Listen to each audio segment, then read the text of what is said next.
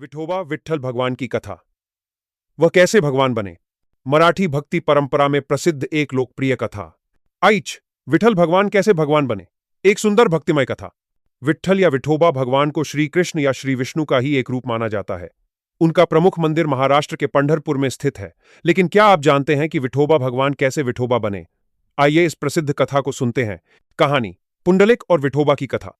बहुत समय पहले महाराष्ट्र के पंढरपुर में पुंडलिक नामक एक युवक रहता था।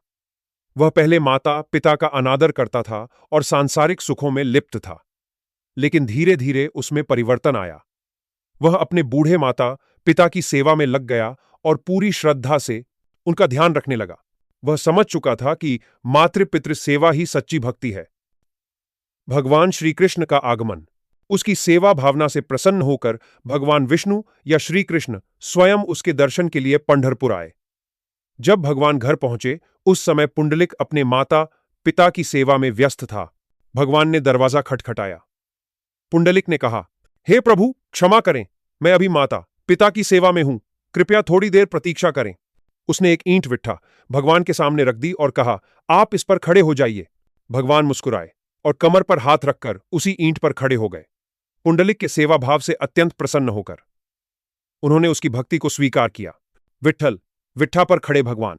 भगवान विष्णु का यह रूप कमर पर हाथ रखकर ईंट पर खड़े हुए विठ्ठल कहलाए, जिसका अर्थ होता है विट्ठा, ईंट पर खड़े भगवान। इसके बाद पुंडलिक ने प्रार्थना की, प्रभु आप इसी रूप में यहां रहिए ताकि सारी दुनिया आपकी भक्ति कर सके। भगवान ने कहा, तथास्तु, मैं इस भूमि पर सदा के लिए भक्तों के लिए इसी रूप में रहूंगा। आइस पंढरपुर भक्ति की राजधानी। इस घटना के बाद पंढरपुर में विठोबा मंदिर की स्थापना हुई।